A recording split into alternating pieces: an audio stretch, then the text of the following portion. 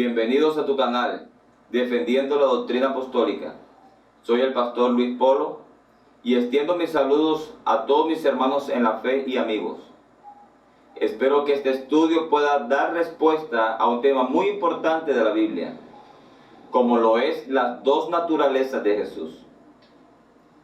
En este video explicaré cómo Dios, siendo una sola persona, pudo existir de dos modos o formas de existencia simultáneamente, y cómo a través de la historia muchos movimientos religiosos trataron de explicar a la persona de Cristo. No puedo pasar por alto que la Iglesia de Dios sabía desde sus inicios cómo era la forma correcta de interpretar las dos naturalezas en la persona de Cristo. En Timoteo 3:16 se nos enseña que Dios se manifestó en carne. En Lucas 1:35 se nos muestra cómo fue la manera en la que Dios se manifestó en carne. Y en Filipenses capítulo 2 versículos 6 y 7 podemos ver cómo Dios, siendo Dios, se hizo hombre sin dejar de ser Dios. Muchos movimientos religiosos en los primeros siglos de la era cristiana trataron de dar una explicación de cómo Dios se hizo hombre en la persona de Cristo. Las diversas herejías cristológicas surgieron porque no pudieron relacionar ni explicar las dos naturalezas en una sola persona.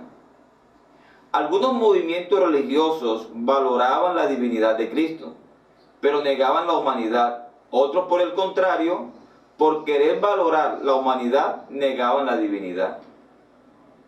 Entre los movimientos religiosos que se levantaron para tratar de explicar la manifestación de Dios en la persona de Cristo, encontramos el monofisismo, que viene del griego uno y naturaleza. Esta teología se desarrolló por el monje Eutiques, y por esto esta teología también fue llamada eutiquianismo.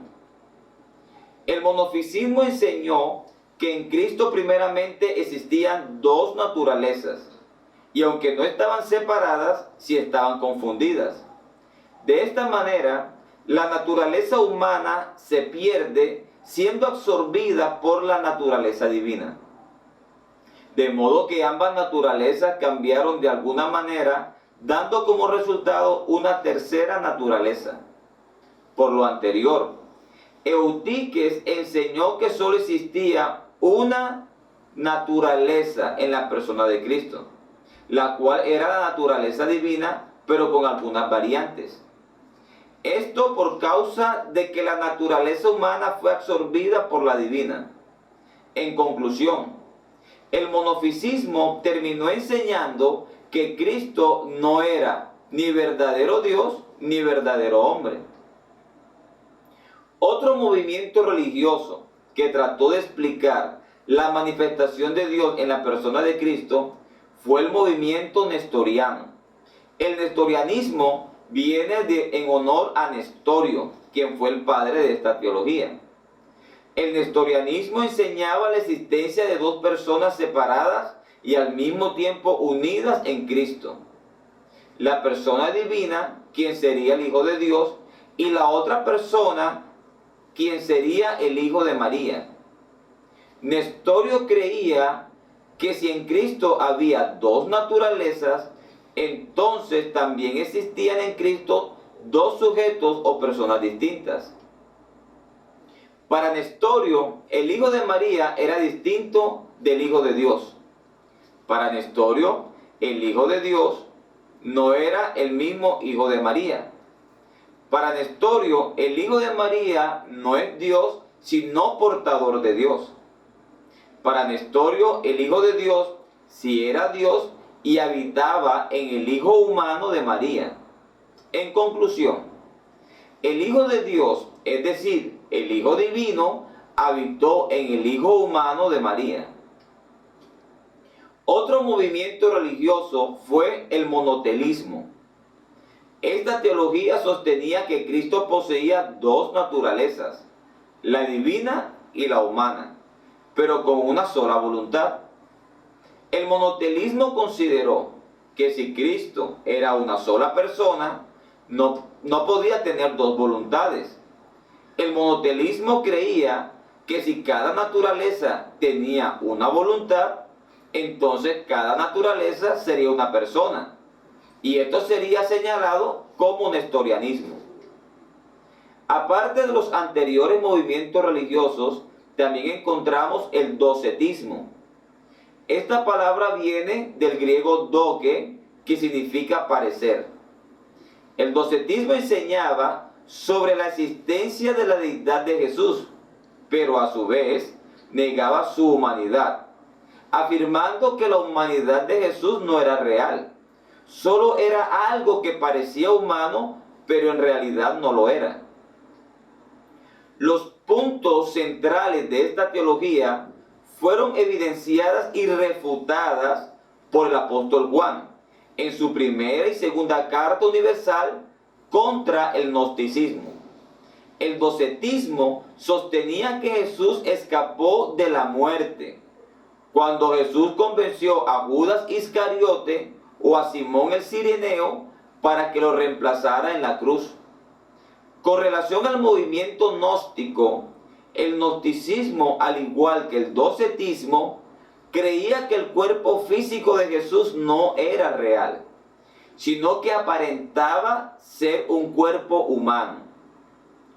Otro movimiento religioso que trató de explicar a Cristo fue el movimiento adopcionista. Su mayor desarrollo teológico se evidenció en el siglo VIII. El adopcionismo enseñaba que Cristo era solamente un hombre, al que Dios adoptó como su hijo en el momento de su bautismo, cuando Dios dijo: "Este es mi hijo amado, en quien mi alma tiene contentamiento". Este movimiento creía que Cristo en el bautismo recibió poder de parte de Dios cuando fue ungido para que pudiera llevar a cabo su misión en este mundo. El adopcionismo del siglo VIII afirmaba una doble cualidad de hijo en Cristo, una por generación y naturaleza, y la otra por adopción y gracia. Cristo como Dios era el Hijo de Dios por generación y naturaleza, pero Cristo como hombre es Hijo de Dios solo por adopción y gracia. De ahí que Cristo el hombre es el hijo adoptivo y no natural de Dios. También encontramos el movimiento apolinarismo. Esta palabra viene en honor a su mayor exponente, Apolinar. Este movimiento teológico disminuyó la humanidad de Jesús, es decir, aunque afirmaba la plena deidad de Jesús, ellos negaban la plena humanidad de Jesús. Creían que Jesús era plenamente Dios, pero no plenamente hombre. El apolinarismo defendía que aunque Jesús era un hombre, no tenía espíritu humano. Ellos sostenían que el espíritu divino reemplazó al espíritu humano en Jesús.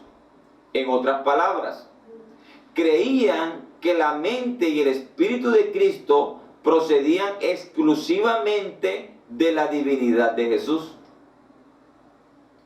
El ebionismo es otra de las corrientes religiosas que, al igual que todas las anteriores, fueron condenadas rigurosamente por la Iglesia Católica como heréticas. Este movimiento estaba conformado por judíos del primer siglo. Los ebionitas también eran llamados nazarenos, y esto a causa de que llevaban una vida de pobre. Como judíos que eran, tomaron como base el monoteísmo unipersonal y no tripersonal, pero negando a su vez la divinidad de Cristo. Los ebionitas afirmaban que Cristo no era Dios, sino un hombre nacido de María y José, quien había sido ungido por Dios en el bautismo. Ellos consideraban que esta unción que Cristo recibió era una virtud divina y le daba el poder de hacer milagros. esta virtud se apartó del cuerpo de Jesús en el momento de su muerte. Los ebionitas creían que Jesús era el Mesías, pero rechazaban su persistencia, negando su naturaleza divina, ya que su nacimiento virginal para ellos no fue producto de un acontecimiento divino.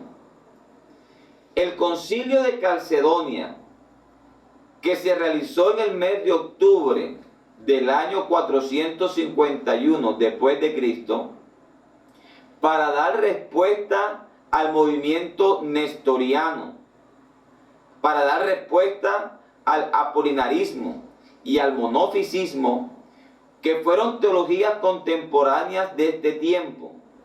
En este concilio se estableció la deidad de Cristo como verdadero Dios y verdadero hombre. Como hombre tenía alma racional y cuerpo físico. Cristo era poseedor de dos naturalezas, la humana y la divina. Ambas naturalezas perfectas y sin confusión en la persona de Cristo. El credo de Calcedonia se convirtió para la Iglesia Católica como el dogma oficial de la enseñanza de las dos naturalezas en Cristo. Y por extensión, los movimientos trinitarios también lo aceptaron, como la medida ortodoxa de las declaraciones cristológicas sobre las dos naturalezas. La declaración del Concilio de Calcedonia con relación a las dos naturalezas de Cristo no fue nada nuevo a la posición teológica que enseñaba el monarquianismo o modalismo, corrientes teológicas que también fueron consideradas como herejías por la Iglesia Católica, por la sencilla razón de no haber creído en el dogma trinitario. La diferencia entre la posición trinitaria y el monarquianismo o modalismo sobre las dos naturalezas de Cristo consistía primeramente en el que el catolicismo enseñaba que el que se manifestó en carne fue la segunda persona de la Trinidad, y el monarquianismo o modalismo enseñaba que fue la única persona divina, es decir, el Padre, quien se manifestó en carne, haciéndose hijo en la persona de Jesucristo. La Biblia evidencia que Jesús es Dios en carne humana. Él no es mitad Dios y mitad hombre. Él es completamente divino y completamente humano.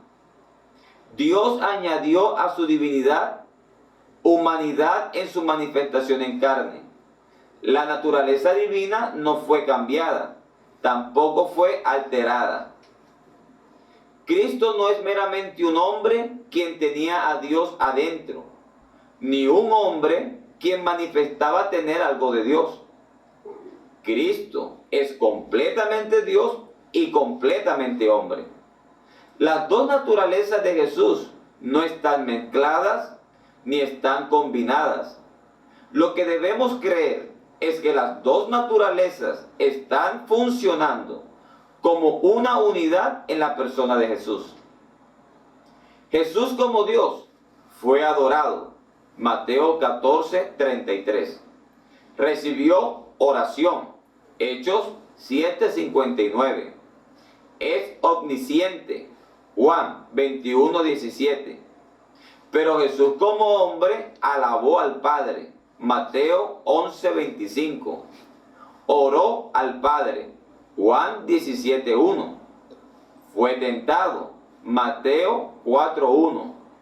Creció en sabiduría. Lucas 2:52. Pudo morir. Romanos 5:8. Y tiene un cuerpo de carne y hueso. Lucas 24:39.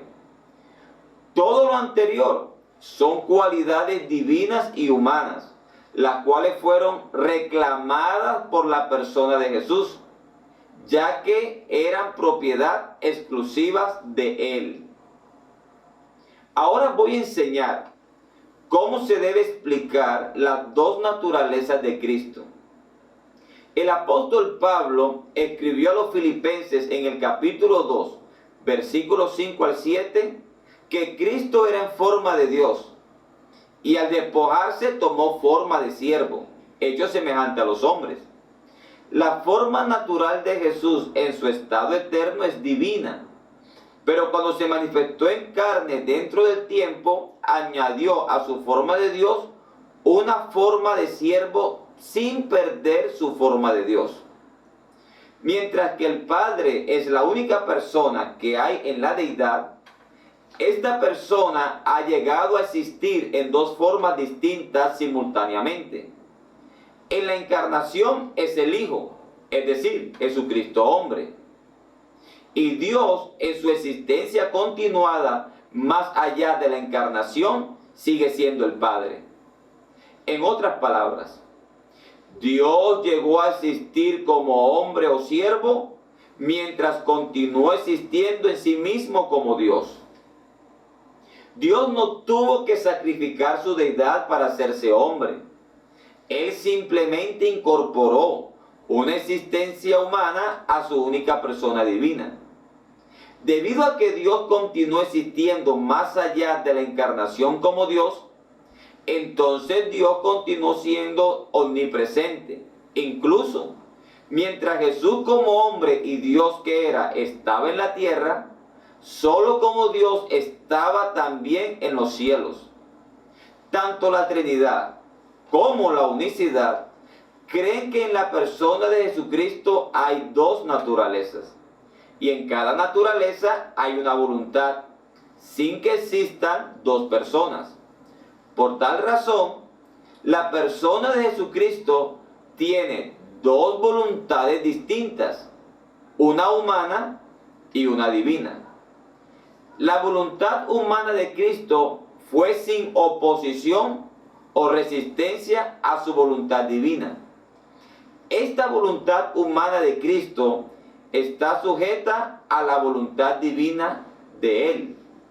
Por lo anterior, podemos hablar de dos mentes o conciencias en la persona de Cristo, una humana y otra divina.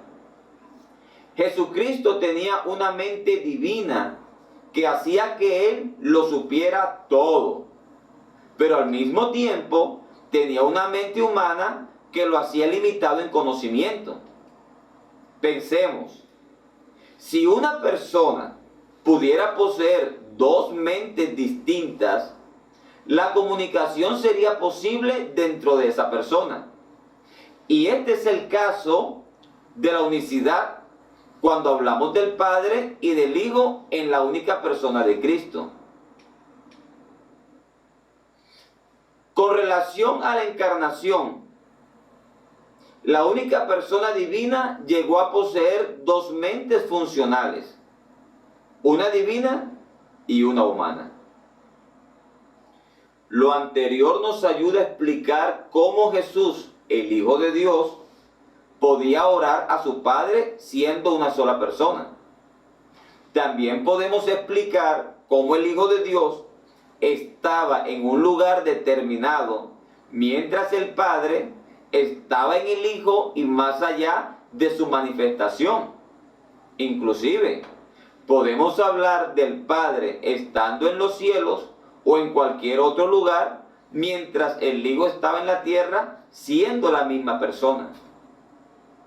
Los teólogos trinitarios y los teólogos unicitarios emplean la misma explicación teológica para las oraciones de Cristo.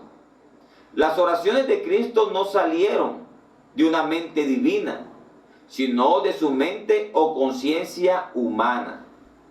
La comunicación entre el Padre y el Hijo no tuvo lugar entre dos mentes o conciencias divinas, sino entre una mente o conciencia divina y una mente o conciencia humana. Ahora debemos preguntarnos, si la voluntad humana de Cristo estaba en actividad en sus oraciones, ¿qué actividad tenía su voluntad divina mientras Cristo oraba?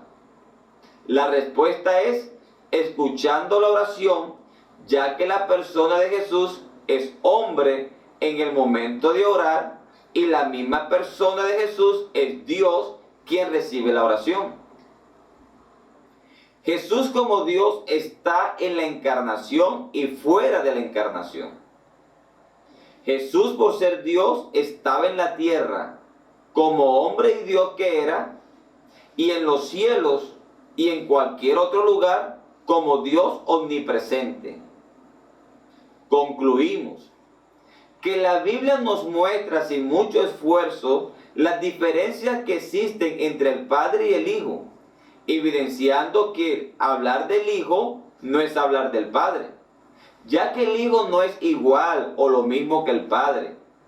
Pero hablar de la persona de Jesús es hablar del Padre y hablar del Hijo. Cuando la Biblia hace referencia al Padre, lo hace como el único Dios. Lo encontramos en Romanos 16, 27 y 1 Corintios 8, 6. Cuando la Biblia hace referencia al Hijo, lo hace mostrando al único Dios en su forma de existencia humana, que depende totalmente de la encarnación. El Padre es Dios en su condición eterna.